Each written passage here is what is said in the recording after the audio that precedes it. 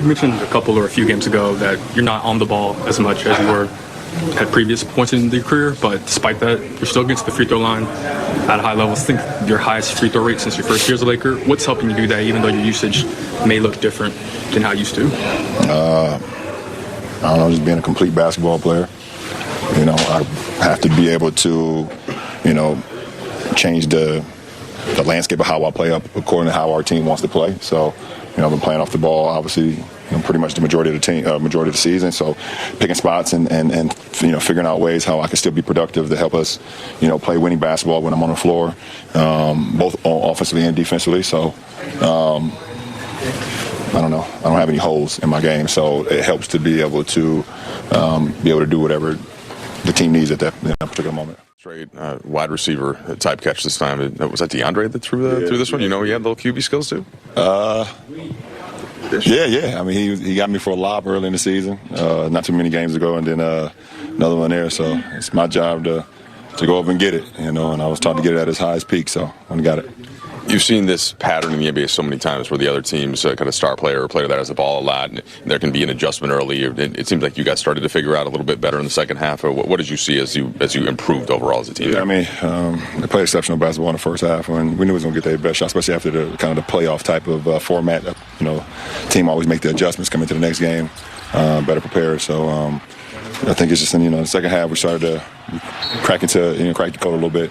Was able to get the lead down in the third. They kind of broke away a little bit again, but we just kept after it and was able to have a great fourth quarter. Next man up type of season for you guys because of cascading injuries. I don't think Jake's kind of profile as a player was a 25-point per game scorer, but his last two games certainly the scoring punch helped you. How's he been a benefit to the team, especially because you guys were kind of going through your doldrums at the end of December? We need his ability to score at bunches at times, obviously, with AR and Rui, Gabe out, obviously, that's a lot of points, especially from AR and Rui. So, to have that, that step up, from Jake has been, we've needed it, obviously, and he's just playing with a lot of confidence, and we need him to continue that. You guys, JJ told us pregame that you guys have simplified the playbook a little bit, specifically the offense with all the injuries and different things like that. Just in a general sense, how good has this team been at the quote-unquote simple things? Well, I mean, in order to win and at the highest level, you have to be able to do the simple things. You have to be able to execute after timeouts, dead balls. You have to execute coming out of the locker room. You have to have a game plan to execute that. So you can't execute the big things if you don't execute the small things, and play winning basketball from that standpoint. So we've been able to do that lately. Did you see? Sorry, Clint. Did you see a more intent and focus on that in these last two games?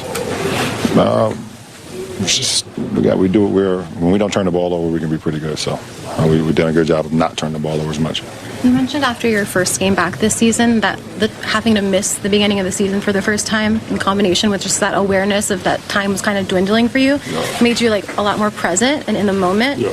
Has that carried through the rest of the season for you, and like how has that manifested for you in moments like, for example, the fourth quarter tonight where you're like in kind of a flow state? Yeah, I mean, just appreciating every moment, obviously, and just excited about what the next moment has, if it's during the game or if it's tomorrow or whatever the case may be. So for me, like I said, it was the first time I've ever not been ready for to start the season. I missed the whole preseason, whole training camp, missed the first 15, whatever games it was. So behind the 8-ball, and I couldn't really train like I'm accustomed to training in the summertime. So I was behind the 8-ball, but just being able to appreciate it and getting another opportunity to be able to get my body where it needs to be to go out and perform with these guys, perform against the opposition. But also knowing that, like I said, my time is definitely I'm on the other side of the hill than the first part of the hill. So just appreciating it all.